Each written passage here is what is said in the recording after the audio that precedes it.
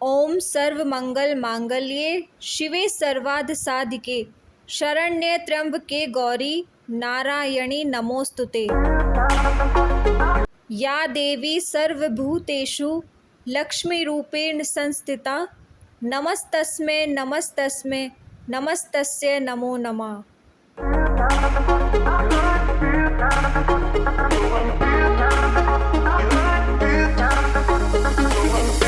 Hello दोस्तों, हरे कृष्णा, नमस्ते, सत श्री अकाल, केम छो, केड़ो हाल है।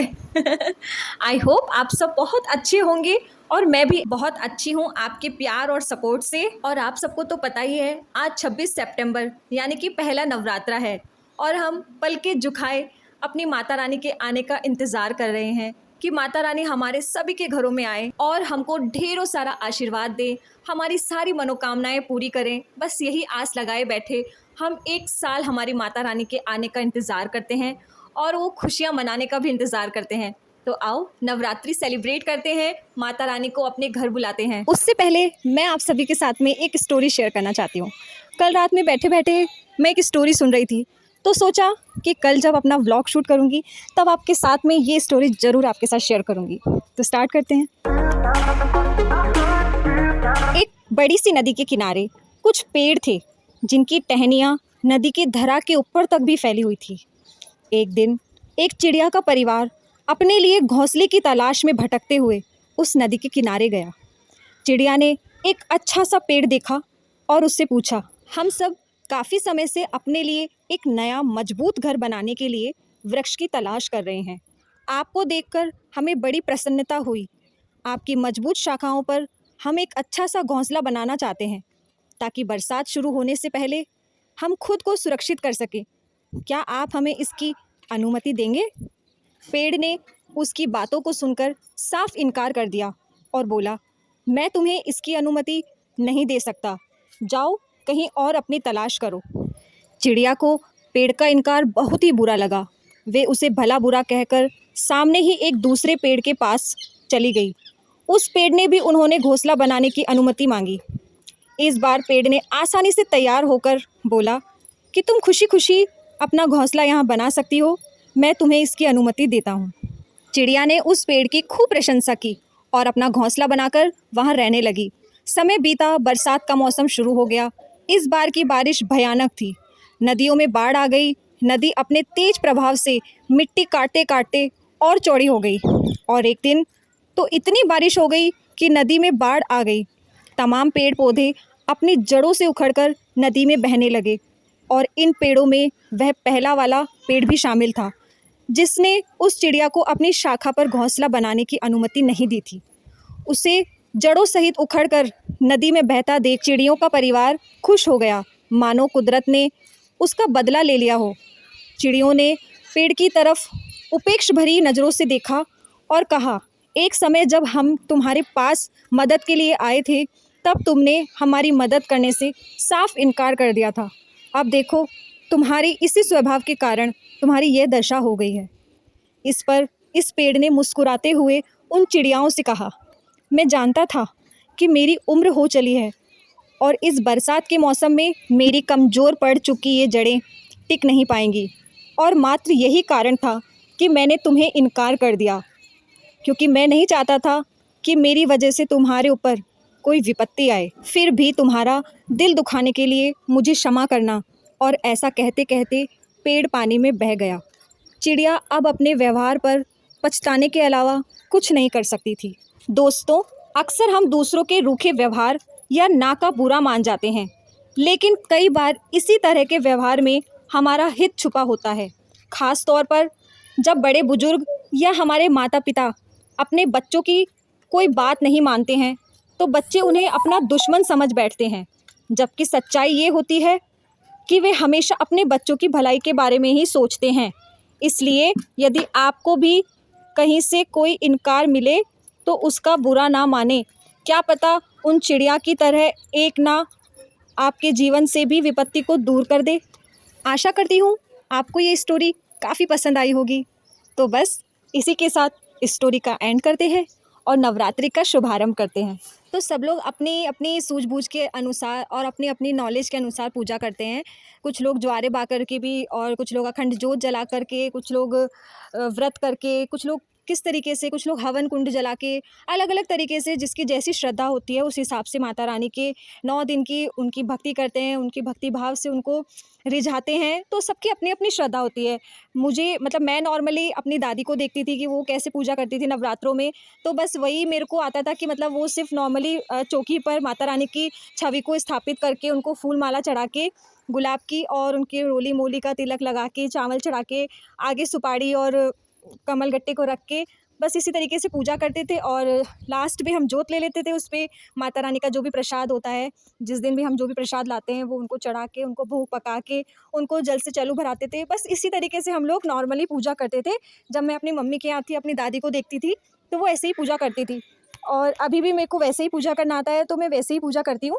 तो अभी थोड़ी चीज़ें एक्स्ट्रा ऐड कर दी है, जैसे उनको इत्र भी लगाने लगी हूँ मैं, और फल भी लेकर आने लगी हूँ। पहले मम्मी के यहाँ सिर्फ केले ही आते थे, और नारियल को छील के उनको भी भोग लगाया जाता था, जो गीला नारियल होता है उसका। बट मैंने गीले नारियल को भी नहीं छीला है, सिर्फ चढ़ाया है। आखिरी वाले दिन में उसको छील के और माता रानी के उसका भोग लगाऊंगी।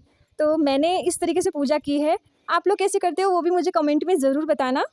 और हाँ, मैं श्रृंगार का भी सामान रखने लगी हूँ, जैसे काजल, टिकी, बिंदी, मेहंदी, ये सब जो 16 श्रृंगार माता रानी के होते हैं, जिसमें से जो भी आपके पास में अवेलेबल होता है, आप जो भी रख सकते हो वो सब आप रख दीजिए। जैसे मैंने रखा है काजल, बिंदी, टिकी, मेहंदी और रबर बैंड, और ये सब छोटी छोटी चीज़ें जो मैंने रखी थी माता रानी के चौकी पे। और लास्ट में मैं क्या करती हूँ ना, जब पूरी पूजा हो जाती है तो लास्ट में आरती के बाद में मैं दुर्गा चालीसा का पाठ करती हूँ। मतलब कुछ ना कुछ एक आध पाठ तो करने ही चाहिए माता रानी के। अगर हम व्रत कर रहे हैं तो सप्ताष्टमी की भी आप पाठ कर सकते हैं, लेकिन वो मेरे पास उसकी किताब नहीं थी और ऑनलाइन मुझे समझ नहीं आ रहा था, इसलिए मैंने सिर्फ दुर्गा चालीसा का पाठ किया है। ये देखो, मैंने जोत जला दी है और उसके आगे कंडे को रख दिया है, जो कि अच्छे से पका हुआ है, और उस पर घी और धूप लोबान हम डालते हैं, ताकि मतलब ऐसा बोला जाता है कि जब माता रानी की इसमें जोत आती है तब माता रानी हमारे घर में प्रकट होती है, हमको आशीर्वाद देती हैं, और उस समय हम उनको भोग लगाते हैं, भोग चढ़ाते हैं। और वो अच्छे से जब पक जाता है फिर उनको जल से चलू भराते हैं, से पानी पिलाते हैं उस तरीके से। और फिर इस तरीके से माता रानी का भोजन संपन्न होता है। फिर उसके बाद में हम करते हैं माता रानी की आरती। तो चलो मिलके करते हैं माता रानी की आरती।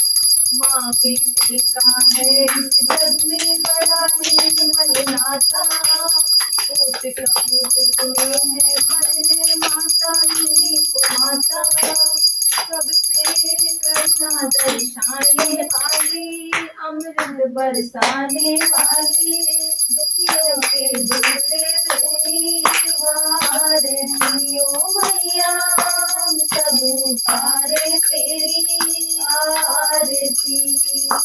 नहीं मांगते धन और दौलत, ना चांदी ना सोना, हम तो मांगे मेरे चरणों में छोटा सा कोना, सबकी बिगड़ी बनाने वाली, लाज बचाने वाली, सतियों के सत को तुम्ही सारथी। ओ मैया हम सब उतारे तेरी आरती। अम्बे तू है जगदम्बे वाली, जय दुर्गे खप्पर वाली, तेरे ही गुण गाए भारती। ओ मैया हम सब उतारे तेरी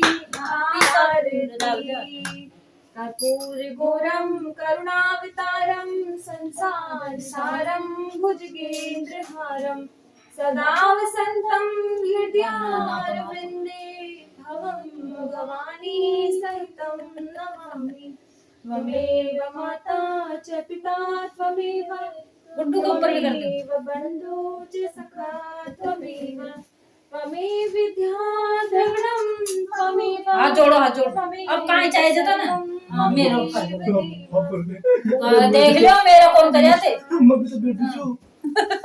ले भाई तेरे भी कर। तूने तो आरती नहीं करी माता जी की चलो माता जी के फूल चढ़ा दे चलो फूल चढ़ा दे। वर्षा पे टीका लगा दो या तुम चढ़ा दे फूल एक्चुअली चलो पापा की टीका लगा दे तू जा तुम पापा की टीका लगा दे। जा पापा की टीका लगा दे जा टीका एक आंगली से दबा आंगली आंगली कर मोटू खड़ो हो बेटा खड़ो हो। खड़ो ले खड़ो, पापा खड़ो, को लगाओ, खड़ो, खड़ो खड़ो, लगाओ, खड़ो होके लगाओ सही जगह लगा सही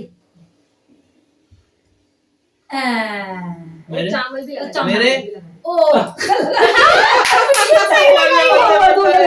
चाचा के लगा चाचा के लगा चाचा के भी लगा दे चाचा। अंगली अंगली में सही। लगा अंगली में लगा मोटू लगा सही लगाएगी वाह सही लगा लगा देख खुद का देख खुद का बिल्कुल सही लगाई जा नीचे कर बिल्कुल छोटू अब चावल चावल मोड़ी बांध दो पापा बड़ी मानती बेटा नहीं तो भैया के बांध दो ये वाली अरे वाह मेरा जो कपूर मैं मेरा छोटा सा कपूर जाओ बात आ रही है बहुत बड़ी लड्डू और लड्डू तीन अच्छा कौन दे दे दे दो